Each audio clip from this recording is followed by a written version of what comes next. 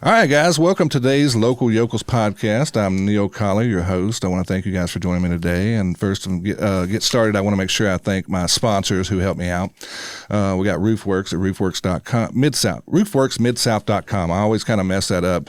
Their number is 662-303-0345, and I'm sure with all the weather we've had, guys, it's the springtime, so we got rain, wind, whatever, tornadoes. We got a lot of stuff going on. By the way, I want to say a little appreciation for all the first responders and everybody that got out there in our most recent storms. We're in the first week of April.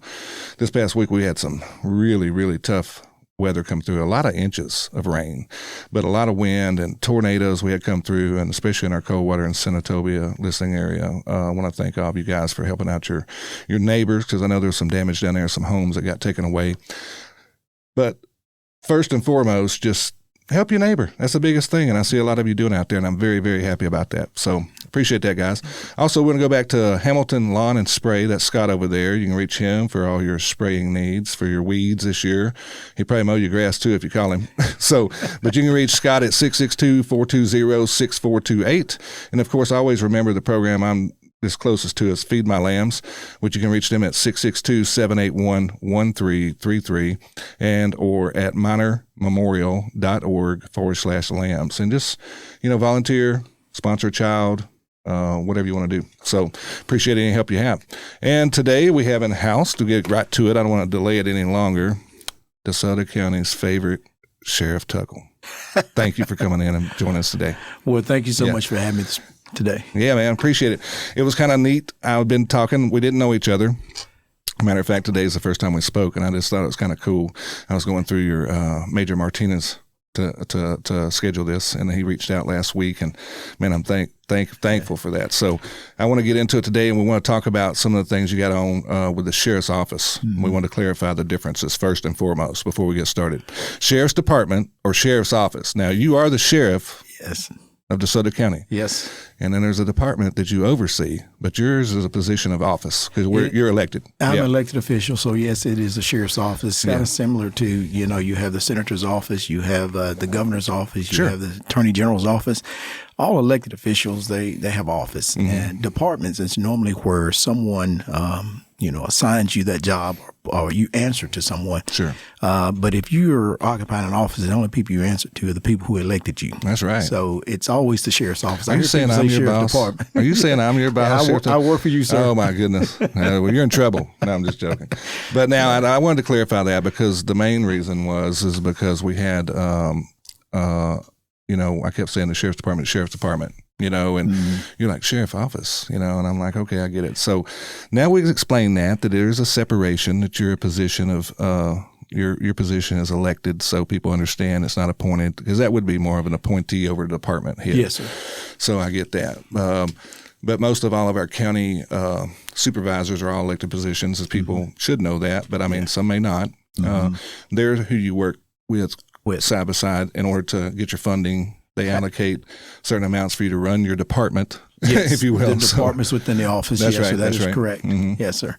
And I just and when people say department, I want them to know it's a sheriff's office because I work for the people. That's right. That's right. Yeah, and your deputies, they're doing amazing work. How many deputies you got now? We have 372. Wow, man. Total employees at the sheriff's office, about 212 deputies. Right. 212, so that's a lot of guys and females. I mean, I know you got both out there, and I appreciate them. I think DeSoto County is the largest sheriff's office in the state. Well, man, as far as employees, we probably need it. Yes, sir. Absolutely. Yeah, I know y'all do a lot of backing up on the local municipalities as well. Like if they get somebody pulled over, and you always want to have a couple of officers on scene.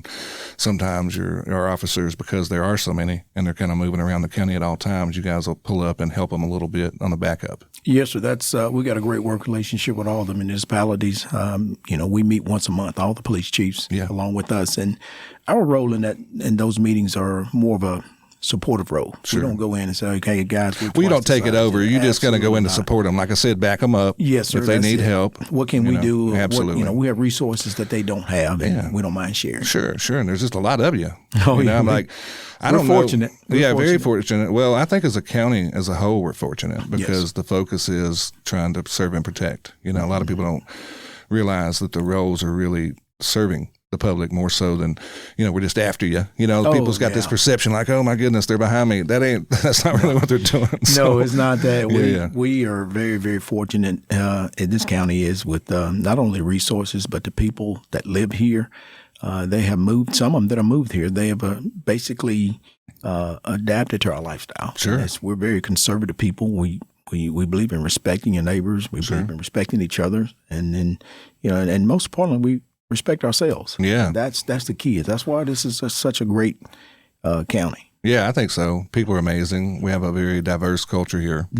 A lot of people moving from our big brother up north of us here out of Memphis down into DeSoto County because the rules and laws are much different. Yes. Safer. 100% safer due to a lot of, the efforts between the local municipalities as well that border on the state line. Yes. I live up there, and I'm going to tell you right now, it is important to have a presence. For you that want to, all these people talk about defunding the police. Oh, no. Lord have mercy. Do y'all even know what that would look like? Ooh. I mean, who are you going to call? That would be scary, and I say that is just me just being in this position. Of course, my entire law enforcement career is majority of it was spent training.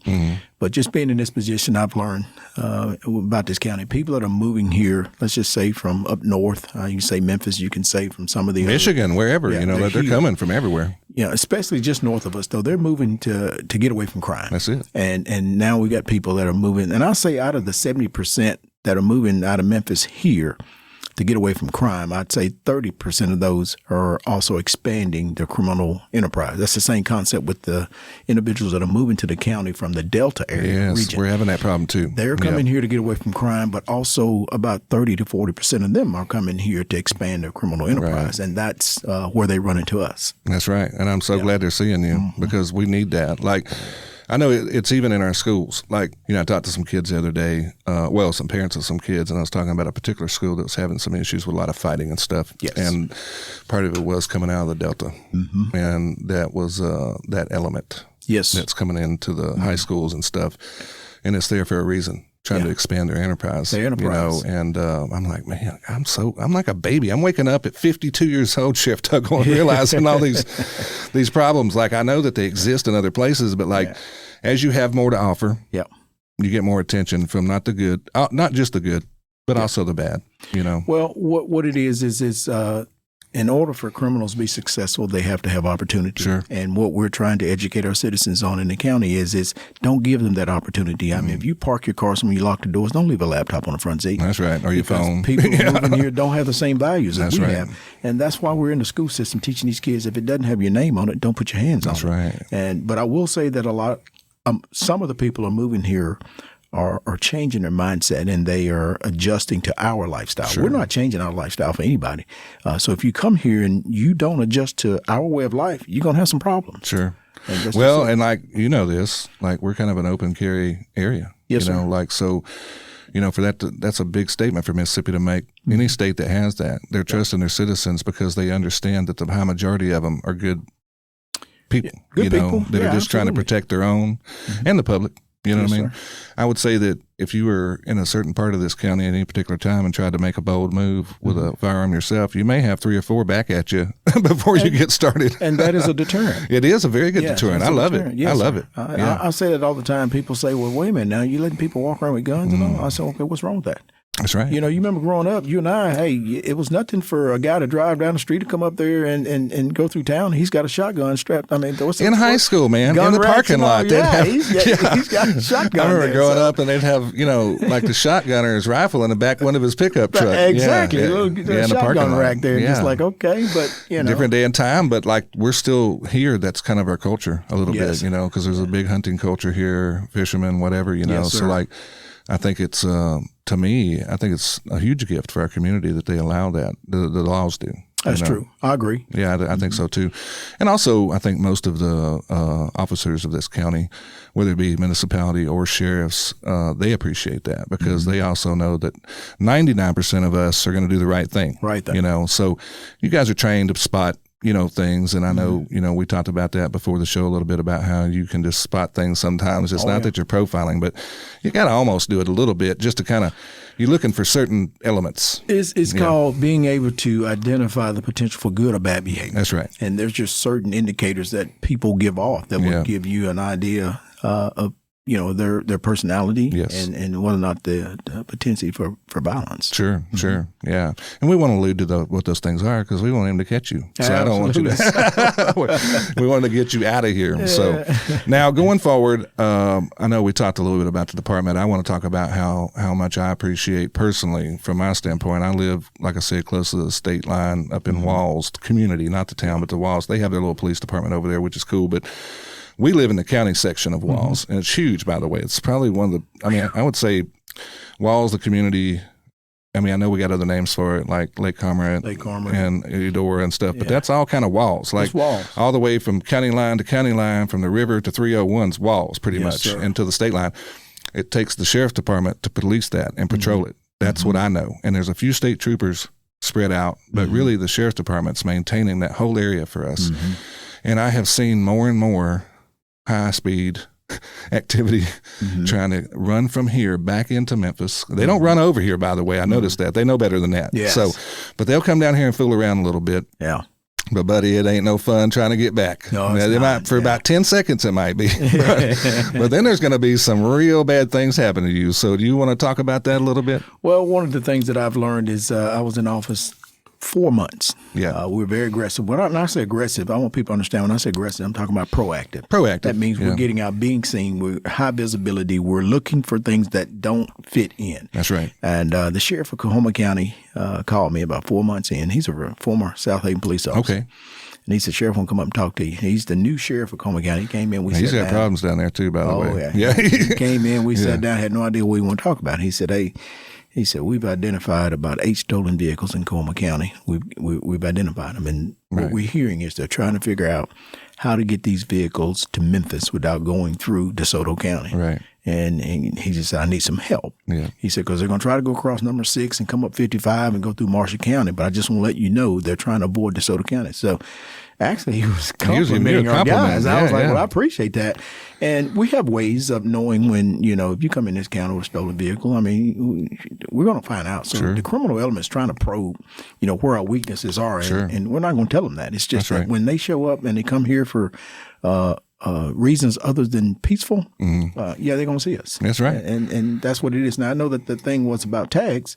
And I made this statement. I said, you come down here with an expired tag, a no tag, or a flimsy paper tag, we're going to light you up. Yeah. And if it pans out that everything's legit, that's fine. We'll thank you more. But 95% of those, they turn into something bigger. Yeah, always, right? Yeah, always. So you come across that state line and something's wrong with your tag. Sure. Oh, you're going to see us. Yeah, I think, one of the things you and I discussed around, and I know I've seen this happen many, many years ago at the elementary school. DeSoto County has always had a problem with outside people wanting to bring their kids to school here. Yes, sir. And that's really stealing from our resources because we have good schools for a reason. You know what I mean? We have amazing teachers, administrators, and good families here. And when you come in, and it's not that we don't want you, but you got to come in the right way. Yeah, absolutely. So if you're living here and, or you got a business in Memphis, you got a Tennessee tag or something like that, but you live in DeSoto County, you just got to explain that to that officer. That's all you got to do, and then you'll be fine. So, but that's not what we're talking about. We're talking to people literally that may work down here or they figured out some way, like, I need my kid out of this. I understand your need to get them into school, but you got to do it the right way. Right way. You got to move here. Yeah. When you move to the state of Mississippi, you've got 30 days. That's right. 30 days to get your tag, and you've got 60 days to get your driver's license. And if you have a Mississippi driver's license and you have a car that is registered in your name and it's got a Tennessee tag on it, you're in violation. That's right. There's no way you can get around that. No. You can say, well, I own a house in Tennessee. Well, you got a Mississippi driver's license. That's right. You've been here at least 4 The only way years. that might work is if you have a business of some there sort. are exceptions. Yeah, something like that up there. We totally understand that. But you got to communicate that. Yes. Like communication is key to everything, Sheriff. Wouldn't you say? Like, I agree. Explain yourself to me. Usually when an officer pulls you over, that's all he's asking. Just explain yourself. That's all. Let's work this out. Let's work this out. And people think it's personal. We don't know who we're stopping. If we write a citation, we're not writing the person. We're writing that violation that we just observed to a person. So we want to make sure we get that out of the way. Oh, he didn't like me. Well, that doesn't have anything to fact matter that your tags are expired. Everybody just takes it personal when you're looking at them. You know how it goes. So I mean, it's like that teacher mentality, you know, when they look at you in the back of the classroom and they're talking in generalisms, but they're eyeballing you. Yeah. I like that. Yeah, that's the way it always feels that way a little bit. I'll probably use that one again. Yeah, maybe. Yeah.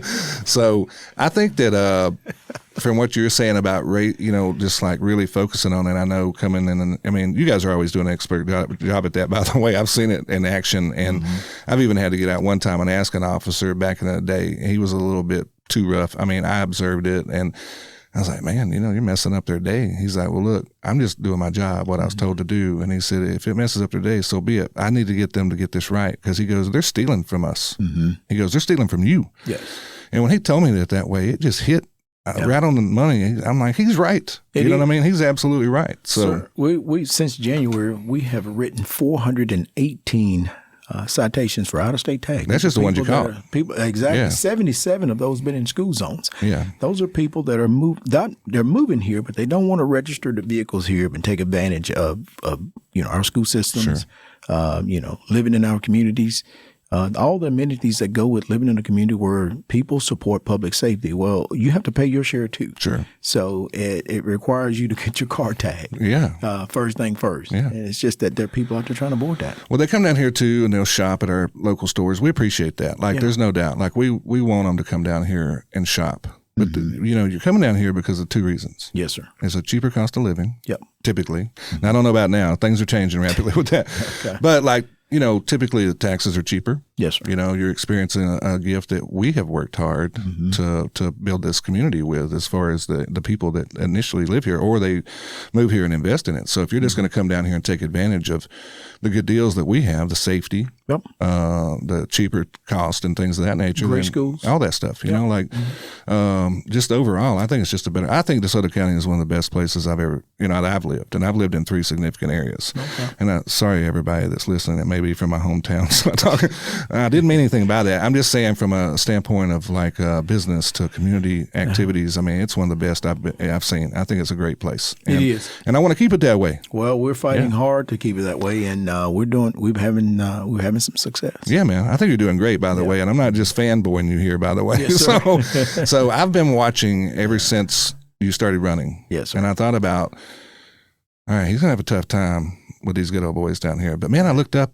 all of them are supporting you. So I said, there's something special about him. If they're all behind him, they know him, you know? So like when you have the outgoing sheriff who has no really skin in the game at that point, like he's just going, he could have literally just sailed off and been like, y'all pick him. You know what I mean? Yeah. But he got behind you, you know, and he put his full force of his power behind you to get you in there. And I think that's pretty cool. Is that correct? Oh, yeah. I'm very grateful for his endorsement. And his endorsement meant a lot to our campaign. Sure. And there was a lot of people out there that said, hey, Sheriff Rascal is endorsing you, and that says a lot, and it does. Yeah. He was a sheriff for 16 years. Yes, long time. People had that trust, and of course, I've known Sheriff since 2007, actually 6. Almost 20 years. I met his mom. We first met at his mom's house. He said, I'm going to run for sheriff, and I want you to meet my mom, and I just kind of want to pick your brain. She passed away a couple of years, I think. Yes. And I don't know him. I just know that because, Miss Ann Lunsford, you know, she runs the house for Precious and Pink. Yes. I don't know if you met her yet, but she wants to meet you and talk to you. Maybe just recently, though. Okay. Yeah, but her house burnt down, if you remember. Okay, yes. About a year ago. There, west of Hernando. Yes. Yes. They had a house fire right in the middle of that big ice storm, and I know she didn't have anywhere to go. So they were somewhere, and it was not good, but Rasco had his mother had passed and had a home there, and she let them move in. He let them move in there until he sold it or whatever. It gave him in time. South Haven? Yeah. Yeah, it's in South. That's where I had that first conversation with him, and we were sitting at the table at his mom's house kitchen. A table right in the kitchen. That's where Miss Ann was at, or is now, I think, actually. Yes. Yeah. So that's my relationship with him. It goes all the way back, and he called me over the years about personnel issues, issues that he was dealing with. I know we're bouncing ideas off me from 2007 all the way up. Well, let's tell the audience a little bit why he would be calling you beyond just the fact that you're a good dude and know a lot. You were a training officer for the Highway Patrol, the state troopers.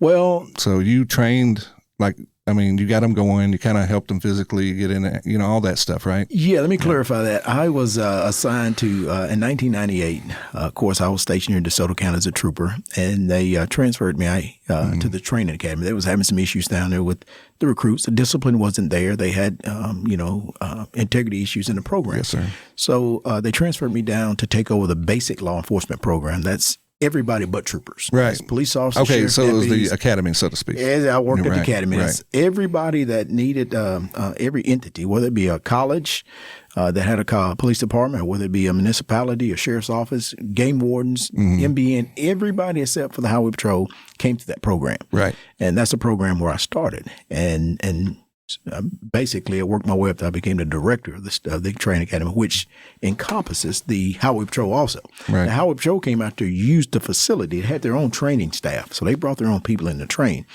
We were just overseeing it, just to make sure it didn't fall off the rails and they got a little wild and do something they shouldn't. So you gave them discipline. You gave them a path. Absolutely. But the majority of what I did was everybody, working with regular law enforcement, it was a very structured program. We had a lot of success. We took what most people perceived as the worst law enforcement profession, state with the most unfit, unprofessional law enforcement group in the entire country to being one of the best. Yes. So we turned that completely around by bringing structure, bringing discipline, respect for not only the country, but for the flag, for each other.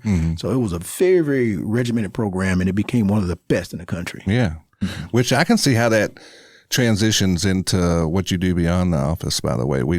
I told you I want to get into that more today than just being the sheriff, Yes, sir. like your passion, the kids. Yes, sir. And we have that in common. Like we don't want to see them miss any opportunities, and so sometimes it's like a guiding hand. And for somebody in your position to go into a school, which I know you do a lot of, that's really, most days probably will find him in an elementary school somewhere here in the county. That is true. Yeah, I know that. So, and I hear wonderful things about that. But you're changing lives that way because you're showing not only a man of your color that can make it to that level, but just as a human being that works hard and has discipline and structure in their lives and probably had an amazing upbringing, great parents or grandparents or cousins, aunts, it doesn't matter. Just somebody in your life that cares. Yeah. And I think that's what you're showing. Like when you're showing up and talking to them, and I know even some of them that's like real, maybe struggling, you're pulling them aside and spending personal time with them. That's huge because you could just walk in. I can remember the senator when I was in Alabama as a kid come in and speak to the whole crowd and walk out the side. You know what I mean? Oh, yeah. And that, to me, it was cool, but it wasn't cool. Like he went over and shook my hand and said, "Hey, Neil, I know you're having some trouble." You know what I mean? Yeah, absolutely. So you're doing that, and that's different. Yeah. And that you do it not with just one, but you're doing multiple kids in that school because you're talking to their teachers, their parents. Yeah. They're saying, "How do I get my child back on path?" And you're answering those questions for them. Yeah. So go ahead and talk to that a little bit. Well, one of the things is we are pulling so many kids out of the river, and this is my approach to it. And I told the whole agency, I said, this is what we have to do. We're pulling all these kids out of the river, but at some time and point, we need to go upstream and find out why they're falling in. And they're falling in because they've been misguided. They're falling in because of external factors outside of the household. People are luring them into the water, saying, "Come on, jump in," and that type of thing. So what we've done is we've gone upstream and we're actually building what is called a fence. Now they can get close to the fence, but they're not going to get close to the water to fall in. So there's nobody else we're pulling out of the water because we're keeping them from falling in. And that's been the approach that we've taken in the schools. Let's start with our 5th, 6th, and 7th graders and actually give them some positive role models to be around. All these kids are looking for is someone to appreciate them. And there is a lot of homes in the county where they have single parents. I'm a single parent. My mom, she made $163 a week raising 4 people and living in a 4-room house. Pretty amazing. So we understood the appreciation of hard work, but also, being blessed. Yes. And that's because you had a wonderful mother. Absolutely. Strong. She was very disciplined. Don't get me wrong. I mean, she crack your head. Oh, and hard. But she got your attention, and those are the things that were instilled at an early age. Go back to what we talked about earlier. There was corporal punishment in schools. Yes. Of course, that the board hurts, but what hurt even more was when you walk back in that classroom and your buddies are sitting there looking at you. That hurt. Yeah. And it was a deterrent. You did not want to go through that again. So This generation now, parents are so overly involved in their kids, and they're saying, "Hey, my son wouldn't do this." Well, I want parents to know this: if your child has a video game, or has a cell phone, be involved in their life, because they have just opened a gateway to all types of predators out there. We didn't even have the opportunity to do that, Sheriff. It is scary. It is, man. And I tell parents all the time, you need to know where they're going. Sure. Especially on their phones and these games. Those threats are real. And I'm looking at you guys, they are real. Yes, sir. And it is happening all over the country, but it is even happening in DeSoto County, where these kids are being pulled into groups. Yes. That are anti-American, pulled into these groups that are anti-country, it is just, and all parents got to do is just, son, what are you watching? Yeah. That's all you got to do. Or just check their search bar. I know as an adult, when you become an adult, you do what you want to do. Like if you want to guard your private stuff, that's your business. But as a child, we have a responsibility. Yeah, they're so vulnerable. Yeah, they're so vulnerable. They're so vulnerable, and they can be used as weapons. And that's what we're fighting every day. Sure. We're trying to keep those outside forces from recruiting these kids into gangs and the terrorist organizations. See, that's the thing. Like me, even sitting in my home in walls, and I told you, I'm like a baby. My eyes are getting open. Like that's really happening. You know what I mean? So I think that what happens is a lot of us are just going about our daily lives. They don't understand the important work y'all doing spotting these things. If you're not like seeing it firsthand, like you are, you don't realize it's really a thing unless it happens to your child or a family member. But we're so distant from it. Like a lot of times we're aware of it. So teaching people now, like you said, getting in early age, maybe probably fourth, fifth grade, sixth grade, somewhere in there, to where they're starting to look for those little, like they're curious, and they're obviously the phones come into play. And like I would say there's an age where you're too young to have a phone. I agree. I 100% agree with that. I don't know what that age is, but I know what it is for me, like in my mind. So I was a little resistant to that because my kids were coming up just as the smartphones were starting to become a thing, about a decade ago, when it really started being available and accessible. I didn't know how to handle that either, so like it was a new thing for me, and they're begging me, and they're so much more literate to all the technologies, struggling with that. I was like, well, what could he really be doing on there? I didn't know. There are apps out there that we don't even know about that these people are creating, and then these kids are just being pulled in. They may start out as something that maybe just a challenging video game. Sure. And then once they're there, now they start to indoctrinate these kids into different beliefs. Wow. And these kids are just amused by it, and then it's just become part of them. And you start noticing behavior changes. And that's the coupled with the normal teenager behavioral changes that you're going to get normally. Exactly. Yeah. The scary part, one thing, if your child has become a loner. Yeah. And all of a sudden he was very enthusiastic and had a lot of friends, but now all of a sudden he's isolated himself. Sure. That's a clue. Yeah, okay. You need to figure out what's going on with him. Right. So where would you say, like, if you recognize that in your child, or whether it be a male or female, what's the best place for a parent to reach out to get help with that?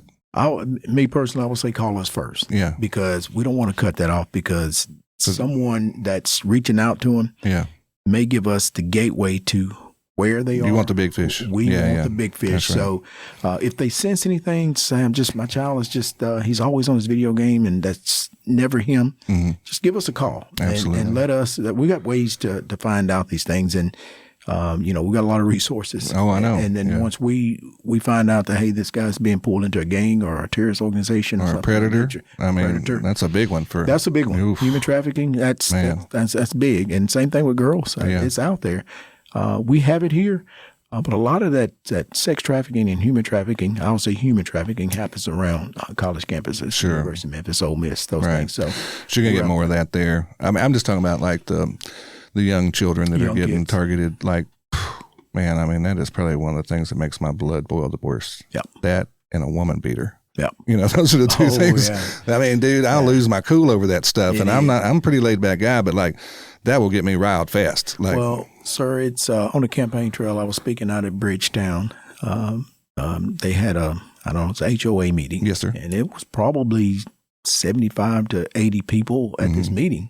And of course, I went on and told them who I am and why I'm running for sheriff and what my vision was. And then I opened it up for questions, and everything was going well, and everything was great. Answered all the questions. It was a good meeting. On my way out, I was approached by maybe 5 or 6, and most of these was women. And they said, does he know what's going on out here? And I'm listening. I'm like, well, he is standing right here. So let's talk. And she said that, well, there's a playground that we have out here. And it's a community playground right across the street. Directly across the street from it is a house. And there's 2 registered sex offenders in it. And I was just stunned. I just said, right across the street from a playground, within the rules of law, because you got to be so many feet away so many from feet, it. right. And now that didn't happen by coincidence. No. And didn't. You're not going to sit there and convince me that. So back to what you said, it makes you boil blood. Can you imagine the officers I've got that are working those cases and they see the aftermath? Yeah. That's what we're talking about. People, I want people in the county to realize we're safe. We're working hard and we're catching people.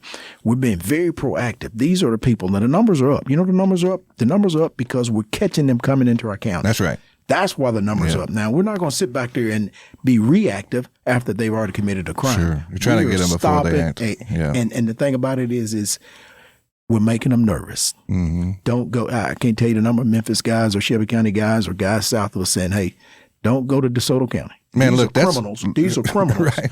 And so that is collaboration. We're working with all our partners. We're all on the same sheet. I used to say, because I have a lot of friends that live in Memphis that are above the age 40. Okay. Right. And black men, you know, I should say friends that live up there. And like in my business, you know, they're coworkers, they're mechanics, whatever. Yes. You know, look, they will tell you, I'm not coming down there after dark.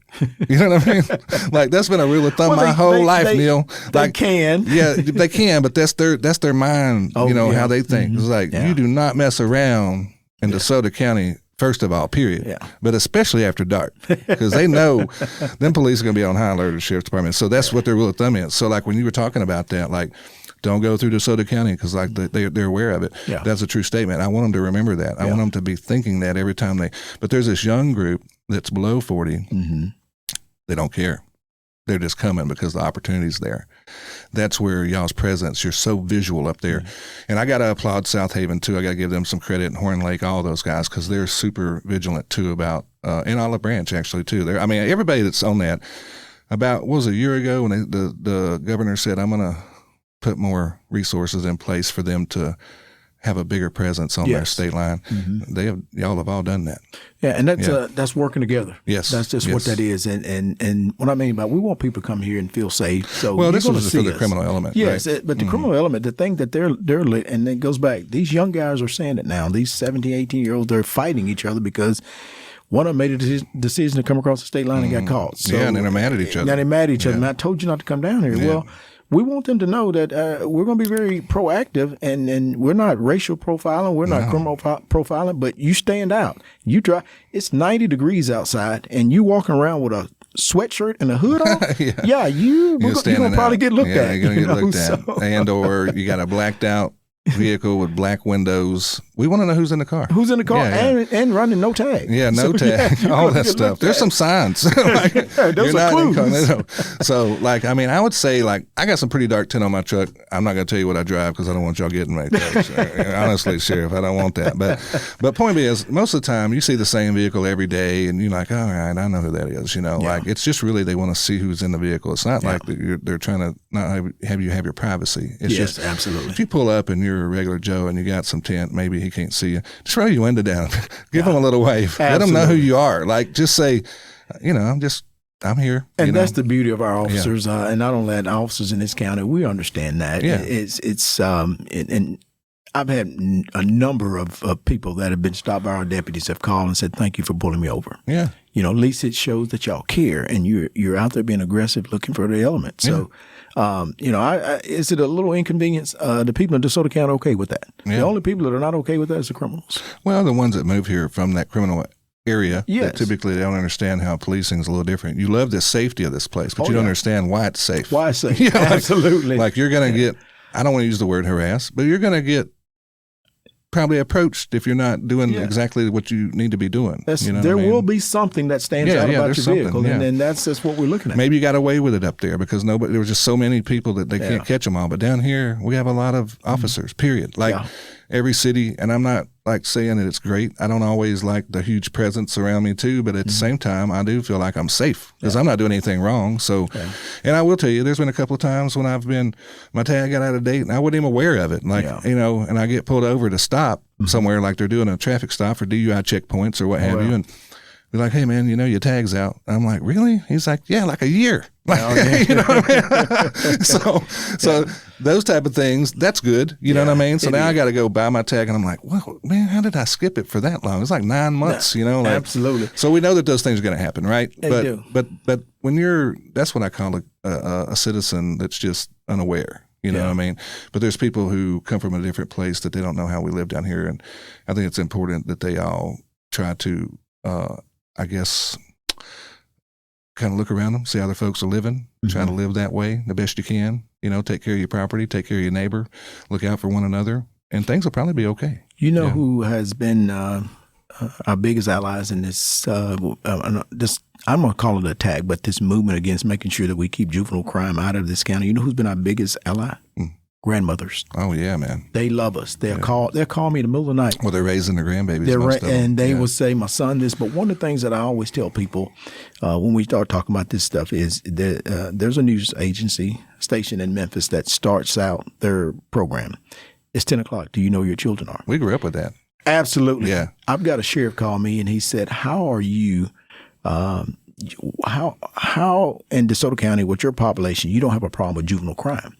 And I said, so what are you having? He said, I've got, these guys are 2:00 in the morning in the city, stealing cars, breaking windows. This is south of us. Yeah. And how are you guys dealing with that? I said, you got to get into schools and you have to make contact and a connection with these kids, but also you got to make contact and connection with the parents and hold them accountable. Now I push for a law to get changed that to try to hold parents accountable for the actions of the kids. Now we're talking 17 and below. And these are violent crimes. We can send parents to jail for 24, 48 hours for truancy. That means if we've established a pattern that your child has been skipping school, mom and dad can go serve some time. Let me tell you something real quick about that. My daughter, who's, by the way, I love you, baby, but she had a little deal in junior high school where she didn't want to go. Okay. And that law was put into place, that the parents would have to serve a little time, right? Yeah, well, there's a difference now. Yeah, I know, but if you didn't go to school, I'm just saying that helped us a lot. Because, do you want mama to go to jail? Amen. You know what I mean? Really, you need to get your tail up and go to school. Yes. You know what I mean? I know you got a bellyache, but just deal with it. I love mom and dad. I don't want to cause them right. Heartache. So I will say that just on the simplest of levels, that works. Yes. Just from that simple little piece. But I mean, there is things like that, like you're saying, holding parents accountable. I'm all for that. I always think you're responsible for that person. That's it. That's it. But the thing that I want to emphasize, and people say, oh, the sheriff want to put mom and dads in jail. Not just mom and dads in jail. I'm not want to put mom and dads in jail, and I said establish a pattern. You've got a 15-year-old that has got 3 armed robberies and 2 carjackings. Yes. And we've got him. And mom is allowing him to be out at 3 in the morning, 2 in the morning on the weekends, or school. Yeah, there's some level of accountability. Enabling behavior. Absolutely. Yeah, that's what that is. That's what, and this is not us. These are people who move in here don't understand. We don't put up with that behavior. So keep your child in. Sun sets at 5 or 6. He needs to be in the house. Yeah, especially, there's no need or reason for a 13-year-old to be walking the parking lot of Walmart Hernando. No. A 13-year-old walking, looking in cars. Doesn't matter. You're going to get looked at down here, and that's just the bottom line. You're going to get more than looked at. Oh, yeah. You're going to get pulled over and be like, sir, where do we need to take you home to? Because you're not supposed to be out here. Absolutely. Yeah, I think that's important. And I think that most likely, I know Chip for sure. He's an advocate for the mayor, Hernando, for that not being a problem because their city is growing exponentially faster and they can kind of track it. So they have to be on top of the game. Yes, sir. And I know South Haven being our biggest municipality in the county. I would say it probably that and Horn Lake. Both of them branch a little bit now. Yeah. It's the northern older parts that it seems to be getting it, the overflow, and I know they're battling that heavily, and I know y'all are helping them with that because, like you said, you're doing it as a community. It's not just there's not a separation because you have to look at it as a whole. You have to look at the chiefs have to be on the same table with each other with the sheriff, and we are. Yeah, and I see that. And I probably because of the job I do, I'm all over all day long. I might be on 30 minutes later. I'm almost in Marshall County, wow. And then I'm back over to Walls, or I'm in the corner of Memphis, and I'm coming back. That's how I work every day because For those you don't know, I drive a dump truck for myself. That's what I do for a living. I actually own a dump truck. So I'm making deliveries everywhere. Yeah. So I see a lot, and I see the vehicles. I see the presence. You know, when I come across state line every time, there's always a deputy sheriff sitting there if it's not in the midst, you know, like if I'm coming across in the county portions. Yes. There's always one sitting there too, just waiting to deter something. I really think it's a deterrent more than anything. It makes me feel like, well, good, there ain't nothing going to happen right now, you know, because I have come through there when there's a 140 mile an hour speed chase going on. Absolutely. And they're trying to get back to Memphis. And I promise you, every time there's either a DeSoto County sheriff's car or a state trooper on their tail. You know what I mean? Absolutely. So, yeah. So it's important. Deterrent early on in the age, making I guess you would call it the high schoolers down, like from a senior in high school. I mean, you can only control so much in the household after they get out of school, you know, but I mean, you're looking at getting them down to where their minds start turning towards those type of things that might cause trouble in the not just out in public, but at home as well. Yes. You know, like our youth court judge, he does a very good job. We got a great relationship with our youth court. And one of the things that I like about him, he's a very down-to-earth guy. Now, he wants to get parents involved, and he sends a strong message to them that, hey, you know, this is where I'm going with your son. He's got an opportunity right now to enjoy his youth without destroying his future. That's pretty much the mindset that we got here.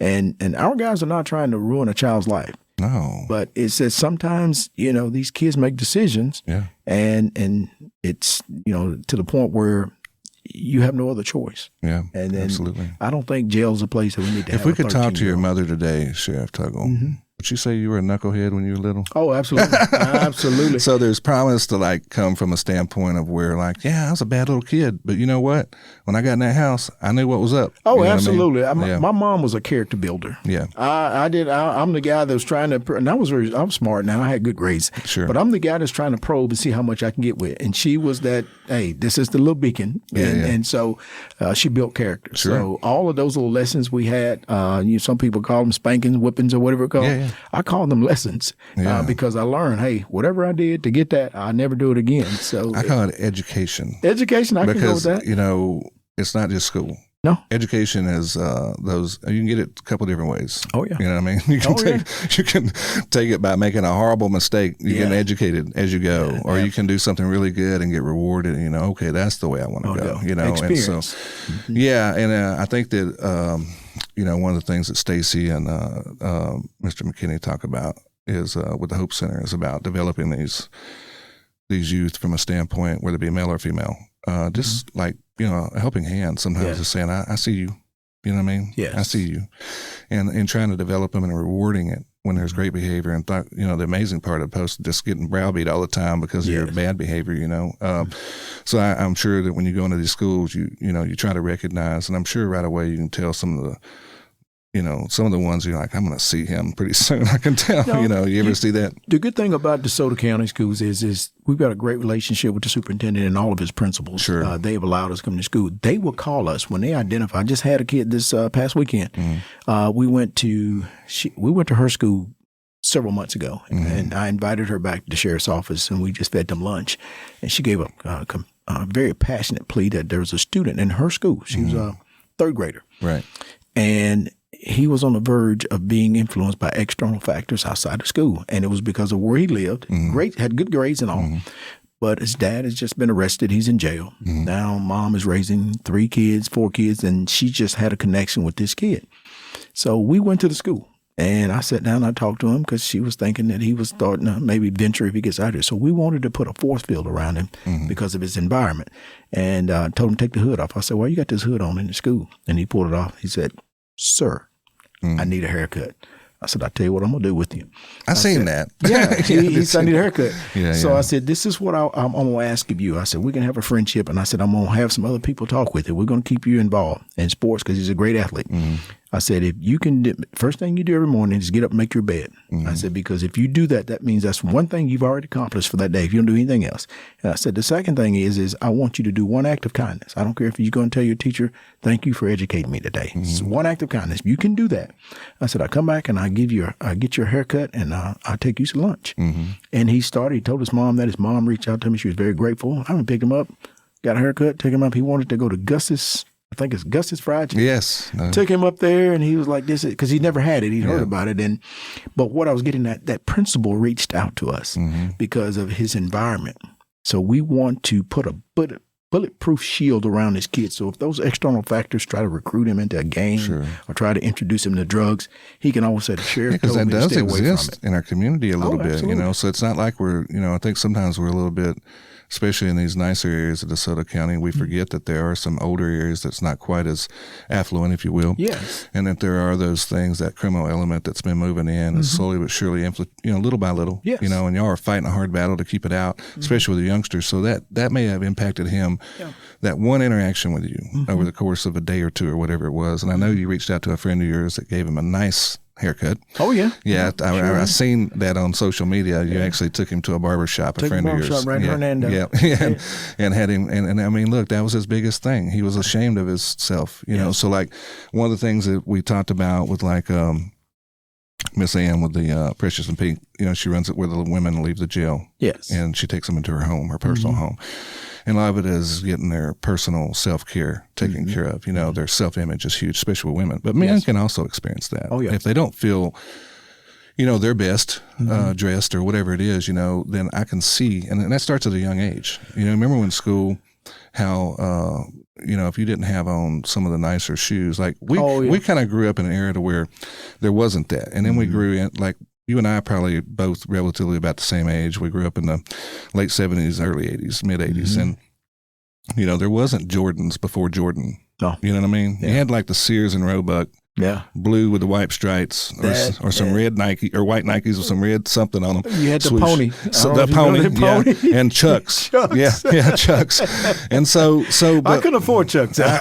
Me neither. So they're Chuck Taylor. That's what they were. Chuck Taylor. So, but, you know, that was in the beginning of the shoe world, you know, and I can remember kids making fun of other kids' shoes, you know, like that was a huge thing for boys, you know, and I mean, talk about you know, it's just like it was bullying in a way because you couldn't help what you was wearing. You couldn't help. Your mama ain't going to go buy you them Jordans. I'm just telling you right now. It ain't going to happen. No, so falling off of me. You just kept going. Yeah. So, you know, my mom, who I talked about, Miss Fancy Nancy, I always bring her up with that. She was big. They actually, at Walls Elementary, you know, she was there for years. And so her thing was always spotting these kids, and she had a clothes closet. They recently just named it the Fancy Nancy Clothes Closet. Oh, okay.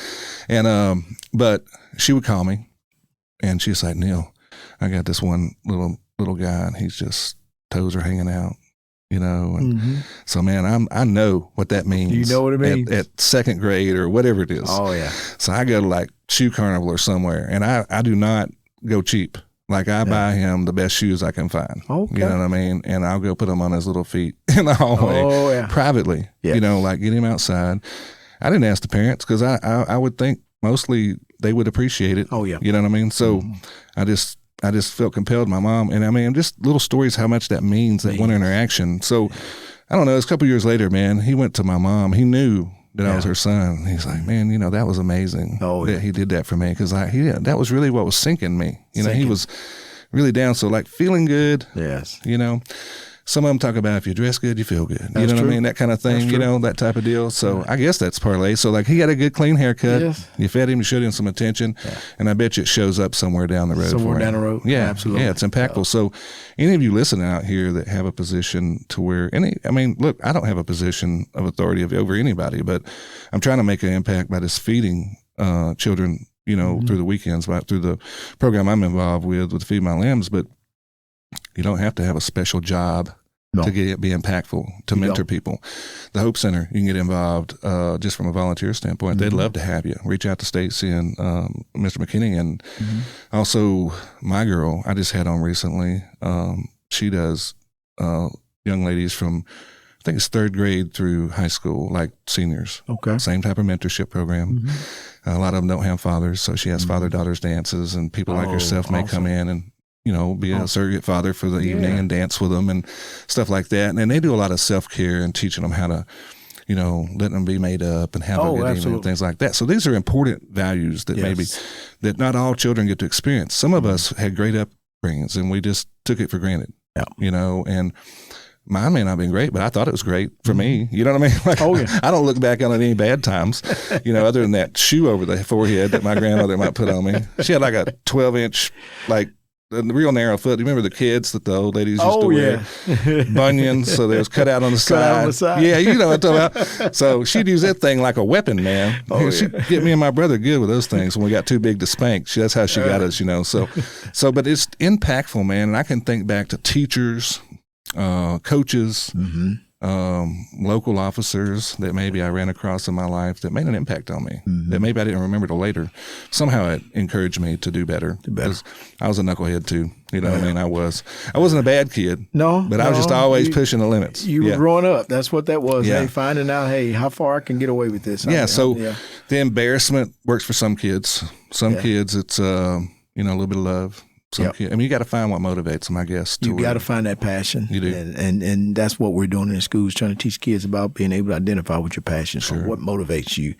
And once you find that passion, you start emitting some type of glow. Because people say, man, that guy's always happy. He's always, he's positive, and that's what it is. And then that will inspire people to move toward you. Sure. And also it will attract people that, are curious to figure out, how can I find mine? They don't really want yours to glow. I said, but, it's just a little acronym that I use called LIFE. I learn your passions, be intrigued about your newfound fame and the people that you have been attracted to. And when you find out the ones that you have attracted to really don't want you shining and they want to try to put out your light, the F stands for forgive them. Forgiving them doesn't help you. Help them. It helps you. That's right. Because you become what you hold on to. And then the E in LIFE stands for emulate Christ.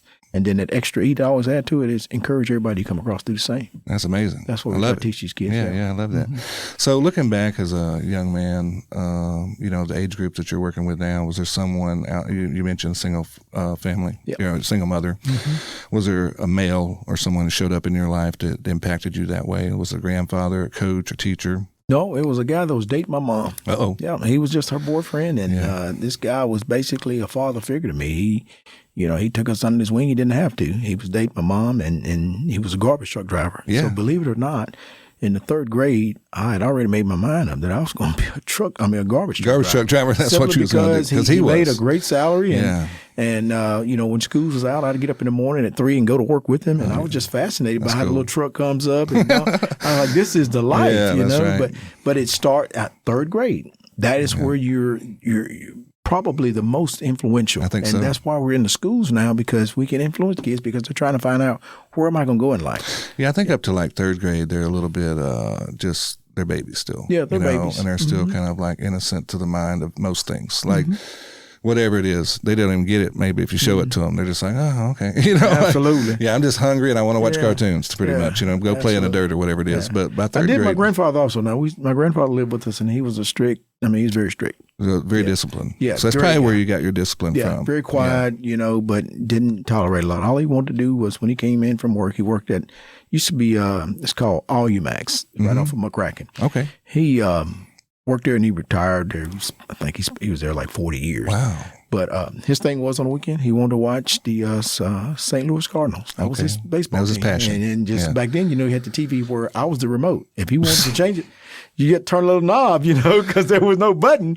You had to go and turn that channel. Man, me and my brother were just talking about this the other day. We were reminiscing about our childhood and my mom and dad. That's a long story, but either way, we were with our grandparents a lot. Yeah. And I remember the old antenna. Oh yeah. So I'd be out there trying to swing on that thing, and my papa I'd be hollering through the bathroom window that shot to the TV, and he's like, a little more to the left.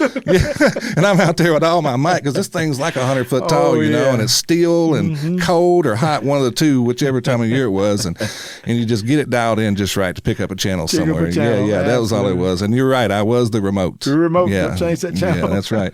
So there has been some innovations in our day, sir. Yes, that I'm not wanting to go back to, because I'll almost throw a TV away if I lose the remote. I'll just go get a new one, so it's horrible. But they don't even have buttons on them anymore. I mean, no. You have to have the remote to change it. You do. So you can even use your phone now as a remote, the way they got it set up. So, man, it was a different day and time, but you're right about that. So that's good. You had a great mentor. I always tell people I had 4 grandparents who were very close to me in my life. And man, I think I was probably the most fortunate. And 2 amazing parents, by the way, but probably the best influences I ever had because they taught me, even though I didn't know it at the time, I was watching them do stuff like, my grandmother might not even like you.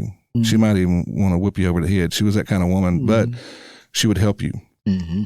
She would help her enemy. Like, she was one of those people like, well, I don't like her, but I don't want her starving to death. You know what I mean? True. That kind of people. So from early on, my grandpa had taken all the little old ladies from the where his mother had been when she passed. She was in her 90s, and it was like back when they first built government housing, it was kind of designed for retirement age people. Yeah. So there wasn't really. I guess there was nursing homes, but that's where people on fixed income could live in like a little 1-bedroom or 2-bedroom duplex or something, you know. Yeah. So the projects, we called them. Okay. But not really. It's just that's what we called them, Anyway, it was all old people pretty much, So he'd go down there on commodity day when they needed to go pick up their stuff, and mm-hmm. he'd ride them up there, ride them back. And I was like, I'd go with him. And I was like, I meet all these real interesting old folks, and I thought he was old, but they were really old, old. Yeah, like he was in his 60s, and they were probably in their 70s, 80s, and 90s, some of them, But what it was community service, but he wasn't doing it for any reason. No. You know what I mean? Okay. He was just literally like, well, that was my mama's neighbor. I need to go mm-hmm. check on her. Let's go mow her yard, that kind of stuff. And there wasn't, and I always say this, I don't have an agenda. Mm-hmm. Period. That's just who I am. I don't. If I'm trying to help you, I'm just trying to help you. They were the same way, and I think that's where I got that from. Yeah. And I think that's a lost thing on society today, because I think you and I both grew up in that time where it's just the way you did, things. Like I'm mm-hmm. sure your grandfather was the same way, and your mother as well. If someone passed away, you made sure you took food over. You took food over. That is something that's missing in society. I think that, you look at where we are now, these kids take for granted that that's not necessary, but it is necessary. Mm-hmm. It's necessary for who we are. And, mm-hmm. I don't think, every now and then I think kids need to be reminded that we were at one time just short of speaking Chinese or short of speaking German. You're right. From a military standpoint, you're right. Mm-hmm. Japanese or German. Yeah, that's mm-hmm. right. Yeah. And that was the difference between the two of us. Yeah. So, I think that I don't want to get into a deep subject, but I mean, you were in the Marines, and you were in war, the Gulf War, I believe. Gulf War? Yeah, the first one. And your experiences there probably helped you develop into who you become as a police officer, and then a trooper, and then now you're a sheriff. Hey. So, and in the middle there, somewhere you started a business. I want to say you were training officers, right? You were advising, consulting. Yes, to the commands, right? Absolutely. Doing interventions, drug interventions, behavior interventions across the country. Yeah.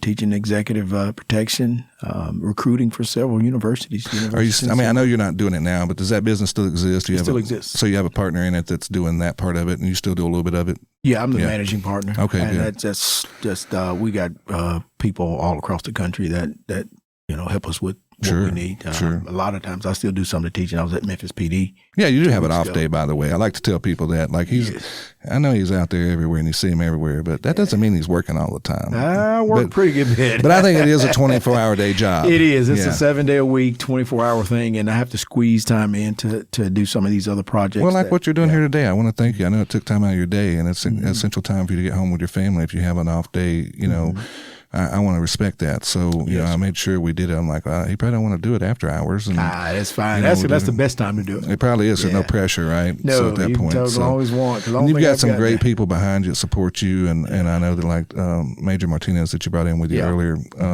he handles most of your scheduling and probably details you on everything. Like, he's the XO, and with an organization that I was an XO also for Commissioner of Public Safety, so I understand the importance of that role. There's so many people. This county's huge. Mm. There's no way that I can stay grounded or in contact with all the people in the county. Yeah. So he's got to be that guy, along with my administrative assistant, that keep me in contact with the people that put me in office. Sure. And then you have the chief that runs the operations to keep the streets safe, whether it be drugs, investigations, court security. The chief runs all that. And the jail and all that stuff. And then you got to have a jail administrator. So that's a big program. He's probably got one of the most, he's probably got the toughest job in the entire office, and that is because he tells me what to do. Sure. And that's, people can think, well, you're the sheriff. No, Yeah, I appreciate that. I make a decision, but like he's telling me what I need to be doing to make this right. Yeah. Absolutely. Yeah, so he is doing a wonderful job. And you got to have those guys. You have to have them. And I'm sure some of them are definitely left over from the previous administration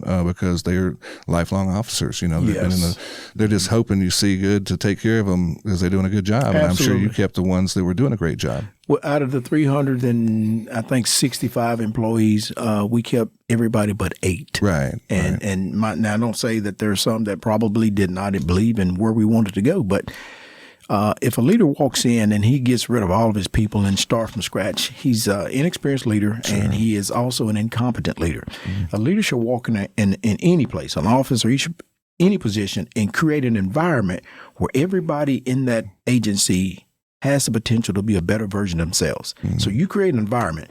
If there are people that cannot adjust to your environment, they'll leave on their own. Yeah. So there's no need They're going to be looking for a way out. Absolutely. Yeah. This is not me. I mean, who wants to be in a place where they don't feel welcome? Absolutely. Yeah, I've been in a job like that before. I'm just like, man, I can't wait to get out of here. I'm just looking for the best next opportunity. Yeah. And so that's what you don't want to create. So having a good culture is important. I think just from the people that I know that know you, that work for you or have worked for you in the past, they always talk about just like what a good dude you are. And I think that, I don't mean to call the sheriff a dude, by the way, it's just the way I talk, but a good guy. Let's just say a good guy. I was talking to my friend Jared Wheeler. Yeah. He's a neighbor of mine. Okay. And I was telling him I was having you on tomorrow, and he goes, man, I can't tell you, that guy is a great guy. And he had many years in law enforcement, and I think he worked with you a couple of different times. Oh, yeah. He said you reached out to him after he got out of the South Haven PD or something like that. I sure did. To work with him, but now he's on the school board, so he's doing a great job there. Shout out to Gerald Wheeler, and me and him are having a discussion about feeding the kids. That's all we do. And he's with the got the biggest heart. Man, he does. Oh my gosh, he's great friend of my mom's, and they are all. I mean, that's matter of fact. I want to talk to the school superintendent about coming on, and we're talking about how tackling some of these problems that like maybe fall through the cracks a little bit with food security. Okay. And stuff like that. So he's going to try to connect me with him that way. And he knew my mother very well too, Corey Elselton. And I think he's doing his best job as he can do too. He's doing a very good job. Yeah. So, I mean, it is a big growing county that we live in, way bigger than it was 20 years ago and 20 years before that. Because you growing up here, you know how small it was. Oh, yeah. And it has just exploded. 36,000 students in the school system. That is twice the capacity of Madison Square Garden. Yeah, it's amazing. That's what we're dealing with in this county. So Corey and his whole team, they have done a very, very good job. And there's like 36 or 38 schools, actually. So that tells you how big they're. 42, right? So that tells you how big each school is. Yes. Yeah, and like sometimes when you think elementary school, you think, a couple hundred kids. No, they're like 800 to 1,000 kids in that little school. Oh, absolutely. And then we got, the problem is, so when you come in, like we were talking earlier about people trying to dump their kid into the school system to get a better school education. Yes. The teacher to student ratio is already being pushed because we're trying to grow. They're always looking at building a new school too, by the way. I know that. Yes. So our supervisors, whoever's involved in that, they're planning all the time and developing because our county's growing. So they have to have more capacity or adding on to schools. They're always doing that. And in my job, I know that because we do a lot of that stuff. But what I will say is they do an amazing job at trying to plan out in the future for that. And it's just hard because you don't know where the growth's going to take place next. You're trying to account for it.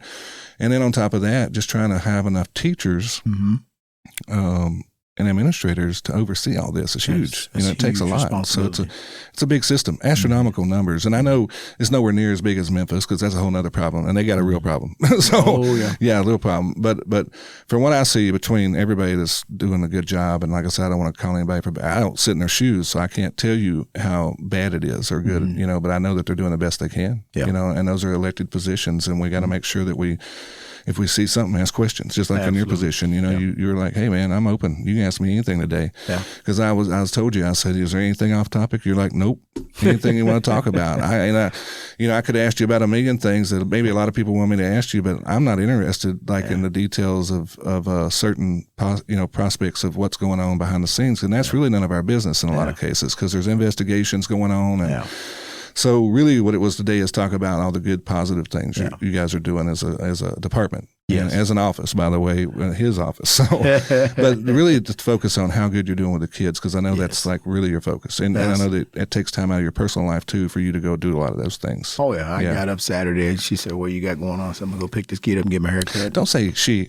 I want you to tell her by the name and your daughter. Her name is Linda and my daughter's name is Courtney. That's right. All right. Shout out to you guys for putting up with all this craziness, because I know that's probably, sometimes it does seem a little crazy. It is. Because I know behind even just the little stuff I do, which is not much, my wife's like, oh my God. You know, like, where are we going now? Yeah, like, it's for good, baby. It's good. I promise you, you know. And then she was like, okay. But you know, it is. I mean, they got to go along with the ride. They do. You know, becoming a sheriff's not an easy thing. And the job is not easy on the family sometimes, because a few weeks ago, we had a horrible incident here, if you don't mind talking about that, to where one of your deputies saved some lives by driving into oncoming traffic to block a DUI, which... That's another thing that makes my blood boil, if you want to say. He put his own life at risk to save others. I mean, look, I'm going to tell you right now, I don't know if anybody knows what they're capable of in a situation like that. I got to thinking about that, and I thought, could I? I mean, I think I would, you know, if it meant saving some other folks. But I don't know for sure. At the last second, are you going to really steer your vehicle head on into something like that? I don't know. In addition to what you just said, you don't really know how strong you are until being strong is the only option. Yeah. And then at that time, he had to realize, you know, it's either me or it's going to be these two people that are coming behind me. Yeah. And he made that decision. And I tell people all the time, I'm training. You don't know what you're capable of doing until you're put in that situation. Yeah.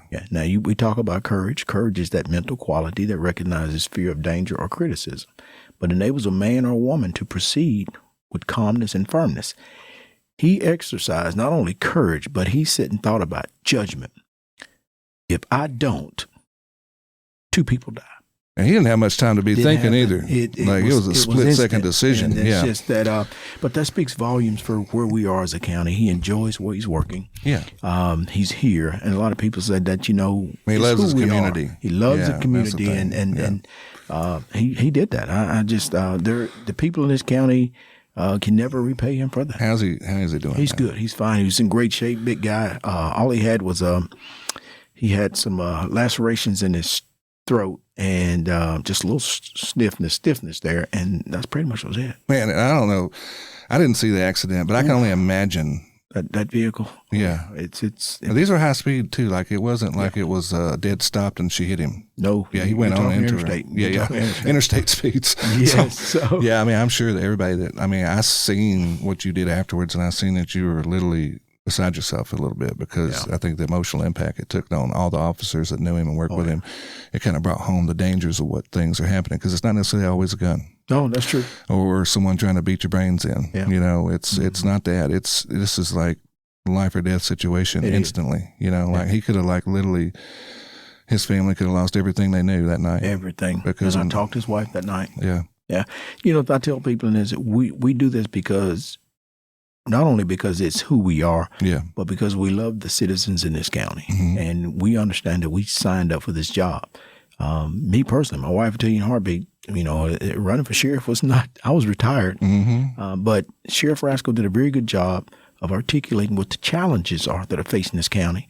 And he said it's going to take someone with resources and networks and an understanding of how to approach these problems and then coming up with a solution. Yeah. And it takes, you know, I've spent 33 years in this business, and the people that I have met across the world, I can pick up the phone and call. And did it work for you?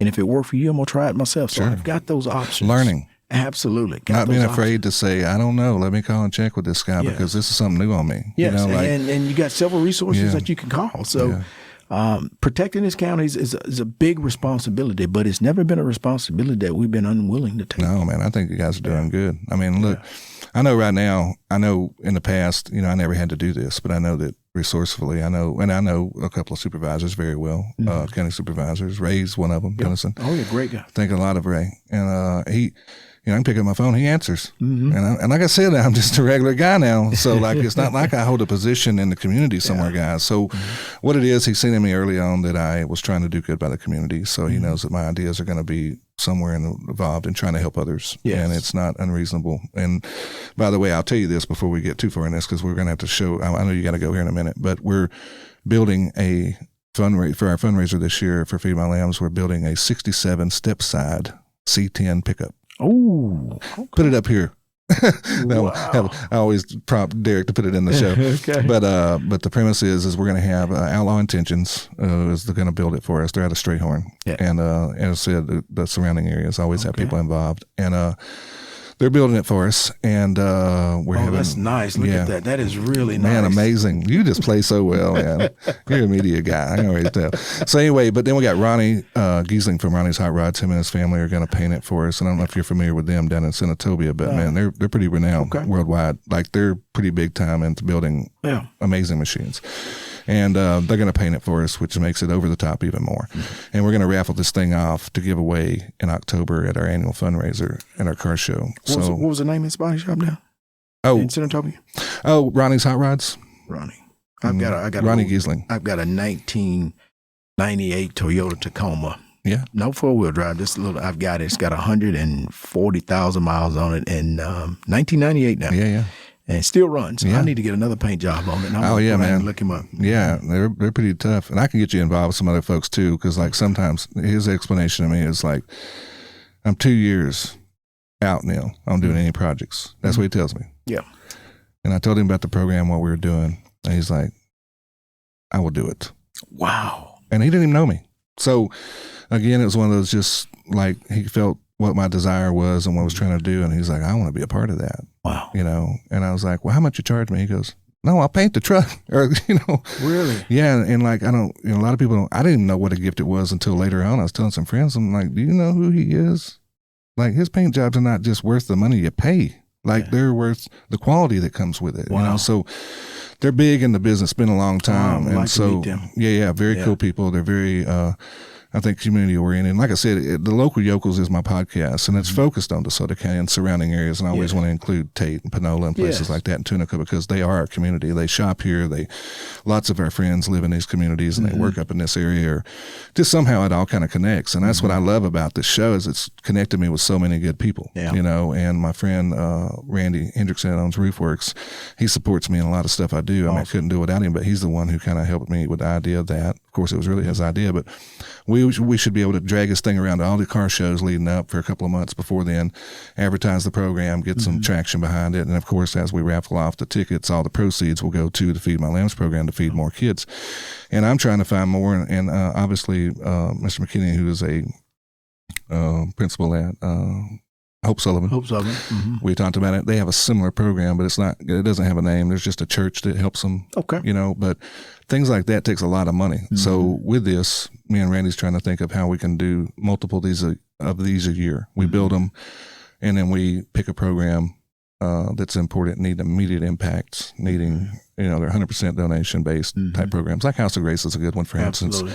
I know you're familiar with them for the domestic violence stuff. Yes. We didn't really get into that day, and we won't because we don't got a lot of time. But just so you know, that's kind of coming. I want you guys. I'd love to. I even talked to Jonathan Bigham, the guy over the Search and Rescue, but them coming out with their junior officers. Yes. And that day when we do the show, hand out because they can do a little bit of recruiting there, and also just.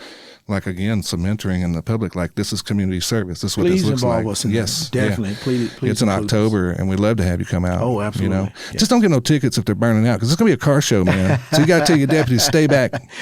We're good. I remember when we had the big snowstorm, and we were out riding, making sure everybody was okay, checking the roads and all. We drove up right there to Craft Road in 269, and we pulled up in this big truck and got it from Captain Bigham. He had it fixed up for us.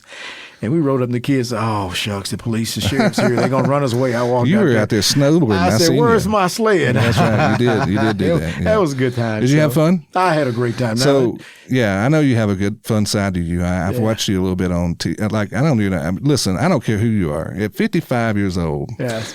And I know you're fit as fiddle. I know that. So, and you're big into exercising and stuff. But still, Yeah. There's some stuff that can go wrong. Oh, absolutely. That could have gone. That could have gone bad wrong, man. Like you're talking like broken bone wrong. Oh my goodness, that was a steep sledding. hill. Yeah, you can get some speed. Yeah. You don't know what's under the snow. That's true. Like there could be a big rock waiting on. I mean, it's dangerous. I'm sure your wife, when she seen that, she was like, "What were you thinking?" I was grounded. Yeah, you was grounded for a little bit. So, well, look, man, is there anything else you want to add today that we maybe didn't talk about that you feel like you want to get a message across to anybody? Closing the show. The thing about it, the people in this county, we want them to understand that it is okay. DeSoto County is a safe county. Walk around, feel like you're safe. You don't have to look over your shoulders. If there's something out there that's threatening to this county, we will let you know. But we don't want you looking over your shoulders because we're not there. Sure. Do we have crime? Yes, we're on top of that. But we're DeSoto County for a reason, and that is we are fighting every day to make sure that you enjoy your quality of life. Sure. And that's what we're working hard on. Yeah, and if they see something, say something. Call you guys and be like, hey, I just seen this dude.